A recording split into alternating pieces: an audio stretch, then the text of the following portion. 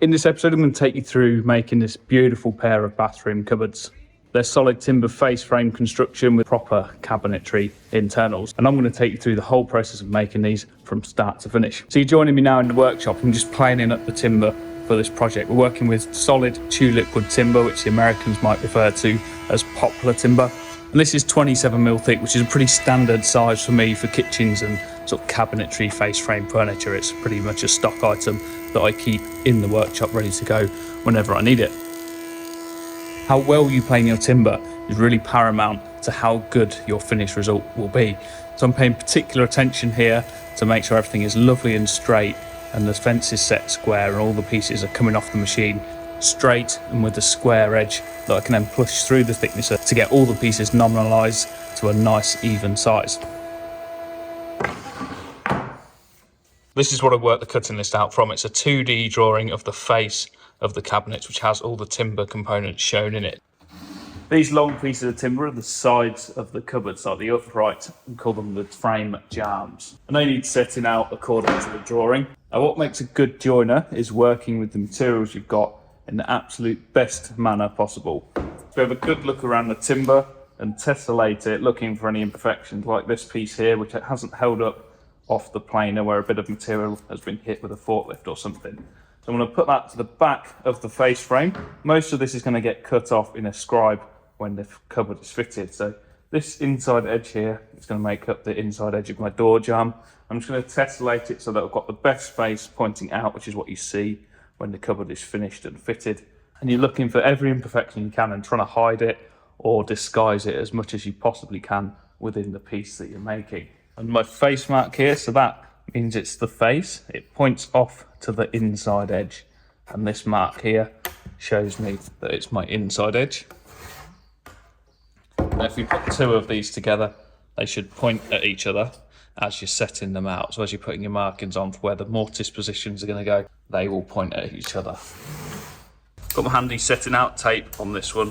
I'll link these down below in the description. They're really great, accurate setting out at this stage because they've got the reverse concave tape and it also hangs off the end of your timber without falling over side to side like a traditional tape measure does. It's got a nice flat end on here as well.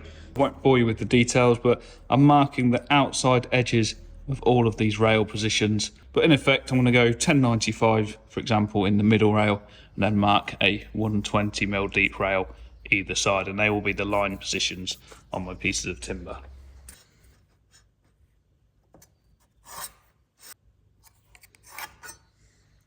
Next little job is to cut the rails off for the tenons on the frame.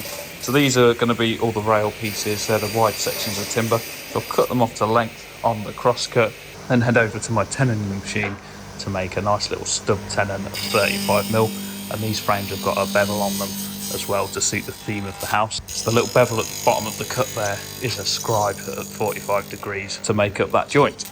A really tricky task to form that tenon and scribe without this machine, but it makes it so enjoyably easy. So I do actually love doing the tenon inside of the job.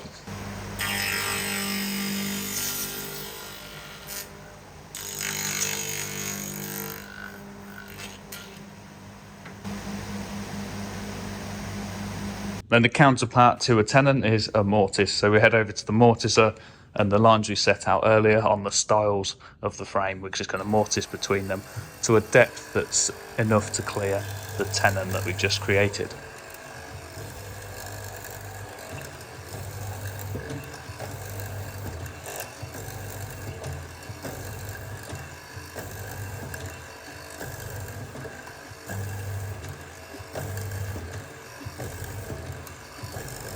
Now we've got a joint that pushes together, they're nice and flush on the faces, so we know that that joint is set in about the right place. Over to the spindle moulder and just put a 45-degree bevel on.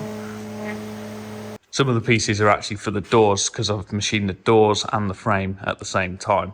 Because they're exactly the same mouldings, I don't need to set up twice, so I can just push them all through the tenoner and the spindle moulder and the mortiser all at the same time because they are exactly the same. The only difference being is the doors have got a little groove where the panel goes and the frames have just got a bevel on the face.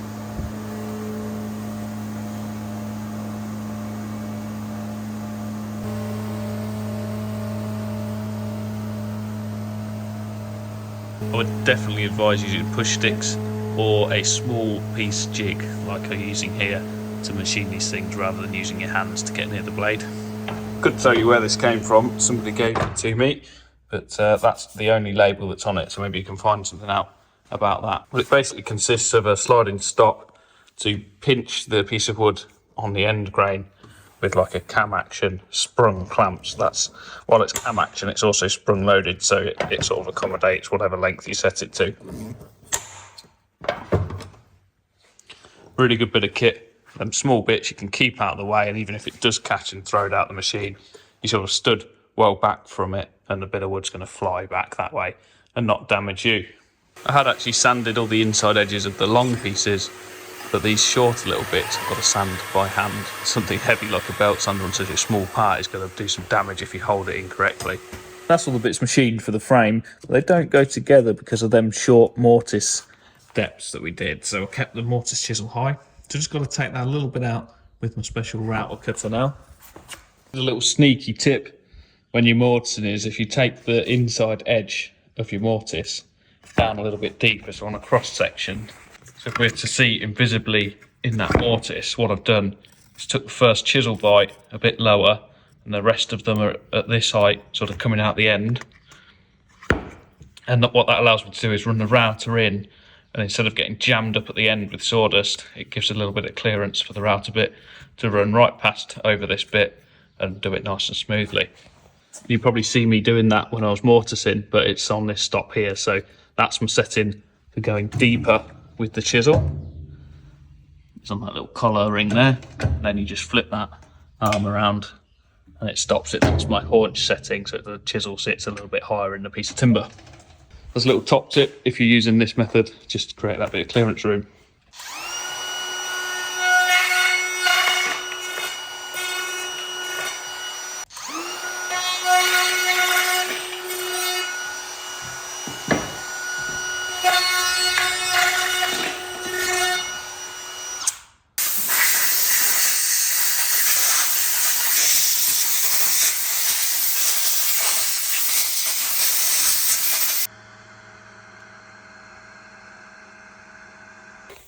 Spot says, don't worry about it, I'll paint them for you, mate.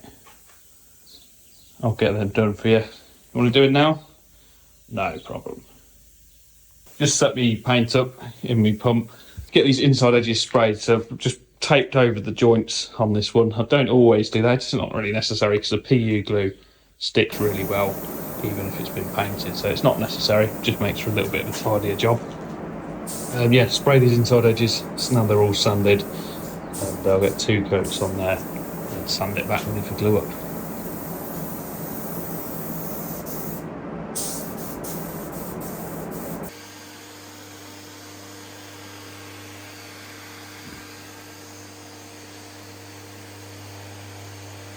With the paint dry, sanded and denibbed all the inside edges, it just makes that sanding process into the corners when that joint's assembled really easy. It's only really for that little bit there that's in the corner. It's really difficult to sand when it's assembled. Before I glue that together, I'm just going to set the magnets that pull the doors closed. They're like the magnetic catch that I set into the timber. So I've set up a gauge.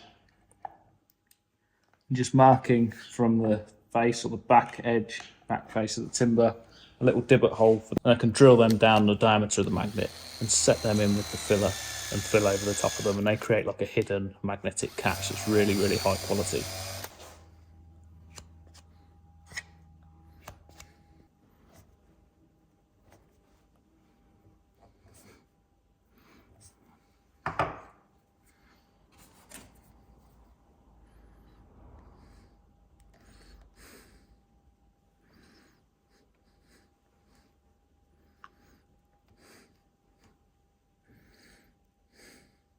So these are painted and all ready to go. I've got my clamps up, just clamped it together to test it, make sure the joints go up nice. I'll glue these together now, and they'll be ready to continue with in the morning.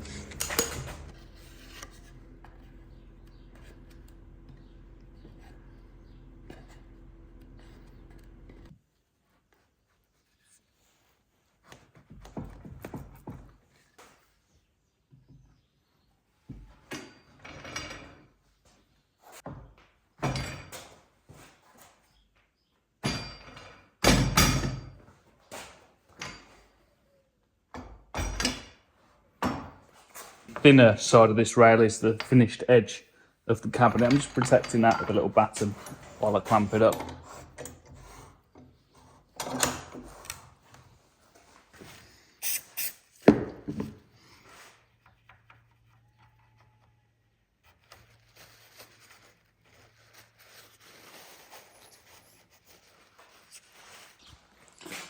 So yeah, I think I will end that one there. That's the face frame glued up, and we'll carry on with it in another video.